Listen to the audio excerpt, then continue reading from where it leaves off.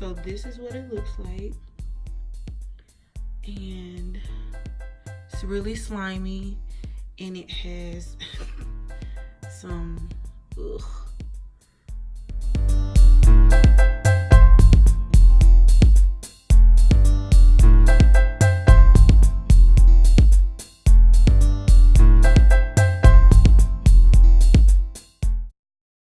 Hey honeys, so I wanted to come on and show you guys how I brew my kombucha. That's one of the things that I'm using to get my gut health under control. I want to explain a few things about it. So kombucha is a fermented sweet tea. It's usually black or green tea, and I want to show you the process of how I do that. But I also want to tell you some of the benefits. So as far as gut health, kombucha has a lot of good bacteria and yeast in it. So you're gonna get that good, you're probably gonna be going to the bathroom the way you should be going. It also has other vitamins and nutrients in it, and it tastes really good. When I initially tried it, I did not like it. So I tried different flavors. You can go to your grocery store to try different flavors to see if you actually like it and you just didn't like that first flavor. But if you find that you do like it and you wanna start brewing your own, you can just brew it, you know, figure out what flavor you like. Because the longer you brew it, the more acidic it is. So you might, you know, want to have it less acidic, however you want to have it. So another thing is that kombucha is a fairly old, I guess, way of drinking tea. It's hundreds of years old, and it affects everybody differently because everybody's body is different. So you have to be aware of that. I drink quite a bit of it. I just like the taste of it. I'm a water drinker, so this is like, I guess, my treat, you could say, because it's a little carbonated, and I'm not a soda drinker, but it's a little carbonated and it makes me feel better than not drinking soda. So yeah. But I also wanted to go over a few things before you watch the video. In my video, I actually have a SCOBY that was meant to brew a half gallon, but I used it to brew a whole gallon. And I found that my SCOBY that formed was a little thin, so that's why my SCOBY looks the way it looks. But right now I restarted the new batch, and within days, like it looks totally different than it did the first go around. So I know that means that my brew is a little bit stronger than it was before. So I wanted to mention that, and I wanted to mention that you do not need to buy all types of things. You just need the basics. You just need the sugar, the tea, the SCOBY, and a vessel. That's basically all you need. So don't go out buying all kinds of crazy stuff, even though I put all the things you may need down in the description. Have fun. I hope this really helps somebody. Just stay tuned. All right, so in order to make your kombucha, you're going to need a gallon jug, and you're going to need some cane sugar. I use organic cane sugar, and you're going to need a black tea blend. It can be green tea or black tea. There's some other teas you can use. You're gonna also need a vessel to infuse your tea with. If you want to use tea bags, you can. You do not need a French press, but we got a French press for Christmas as a gift. I didn't know what I was going to use it for, but turns out this is a good thing to use for making tea. So what I'm going to do is I'm going to get 3 scoops of my black tea, and I'm going to put it directly into my French press. You can use between 3/4 and an entire cup of sugar if you want to, but you want to make sure you use at least 3/4 of a cup of sugar. 4 cups of water in my kettle.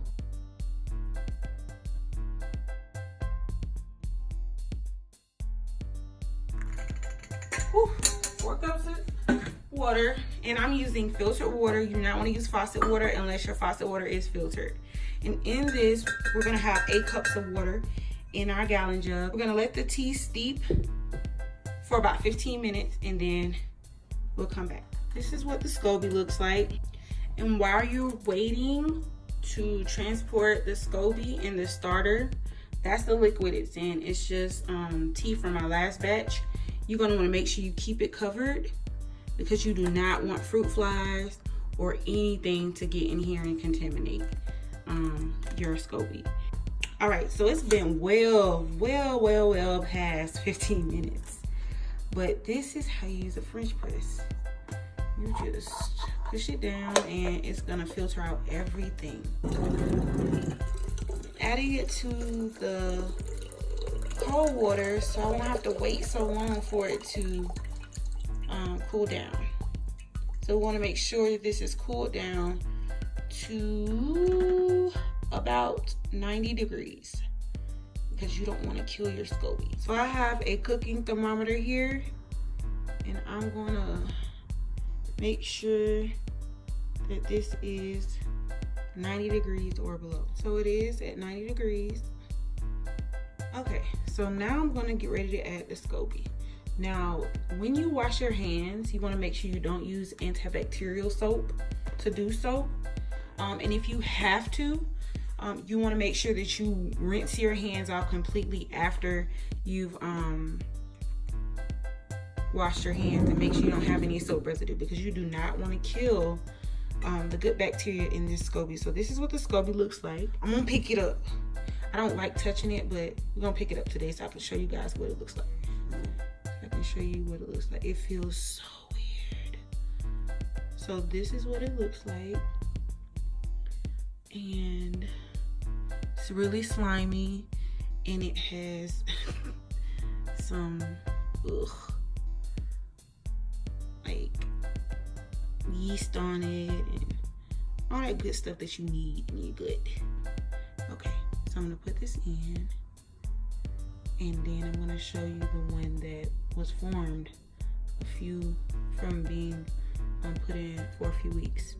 So this is the one. This is disgusting. This is the one that was formed. Ew. Yeah, so I'm gonna stick that in there too. It's slimy. And I'm gonna pour the starter in. So I'm gonna use the funnel and I'm going to pour that in. All right, so that starter, you need a starter. So if you purchase one online that does not come with a starter, I don't know what you're gonna do. There are ways around it. You can look on YouTube to find other ways around not having a starter, but I would not suggest that you use vinegar because that would make your SCOBY a vinegar SCOBY instead of a kombucha SCOBY. So this is what we have here. My SCOBY is sunk to the bottom. I found that when it sinks, that once it's at a good temperature, it's gonna rise to the top. That's what happened with my last batch. So like it's best to make this during the summer months because kombucha makes really fast when it's warm. My house is kind of cold, so you can check this in 7 days to see if you like the taste. If it's not tangy enough, like vinegary enough, then you want to let it sit a little bit longer if it's too sweet. And if it's too vinegary, go ahead and go into your next fermentation stage and bottle it and let it carbonate. So what I'm also going to do is I'm going to take a piece of tape and I'm going to put a piece of tape here. And I'm gonna write today's date. Today is, it's 1/9. So I wrote today's date so I know when I started this batch. And I am going to, if you can see, it's floating to the top. I don't know if you can see that, but yeah, it's starting to float to the top. All right, so that's what we have right there. This should be done in about a week because I have 2 SCOBYs now. And that's it.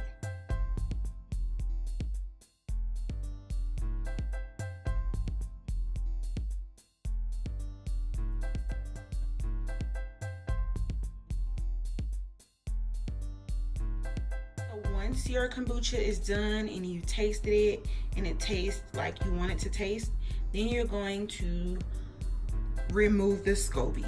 And the SCOBY looks weird. So I'm gonna take it out and show you exactly what it looks like. and you can use gloves. I really don't like to use my hands, so I'm gonna use a Ziploc bag. And we're gonna see how this goes. You wanna be super gentle with it. Ugh. And you're gonna put it in a nice clean bowl. Now that's the SCOBY that formed after my initial one. Oh, and it fell to the bottom. Okay, so I finally got it. So it's super slippery. So I'm gonna put that inside of the bowl. You wanna get all of the stuff at the bottom, a little stir. A little bit. I wanna make sure that I have at least 2 cups remaining of the starter, for the starter. For that there, I'm gonna use this piece of cheesecloth and I'm gonna cover that so no fruit flies or anything get in. I'm gonna use a rubber band to hold it in place. You wanna make sure that everything is covered at all times so you won't have any dust particles or anything that doesn't belong in it in there. A juice, and when I say juice or puree, you wanna get 100%. You wanna make sure that there are no added sugars, no added concentrates. You want it to be 100% juice or a puree. So you can do your own thing. For me, I'm gonna use Naked brand. And you wanna make sure you put enough in there to feed the yeast and the probiotics that are in the actual kombucha. So I'm putting about that much in there, and that's probably like 1/4 of a cup. And I'm gonna do the same thing in all of my vessels. And I think I'm gonna mix up. This is that mango, Mighty Mango. Oh my gosh, it is so good as kombucha. Like, it's amazing. And now I'm going to put some of the kombucha in. Oops, made a spill. I'm gonna fill it up until I get to, just leave a little airspace at the top.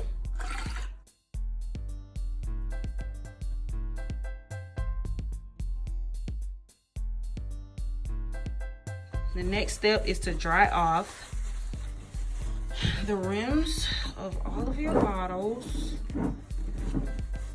and make sure there's no liquid left on this area because you don't want any mold to, you want to make sure your caps are dry, and you can use something like this to tighten up your bottles.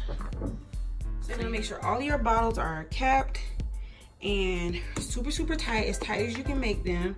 And then you're gonna put them on your counter, make sure they're not in direct sunlight. You're gonna let it sit there for about 2 to 3 days. And before you open them, make sure you put them in the fridge so they can chill.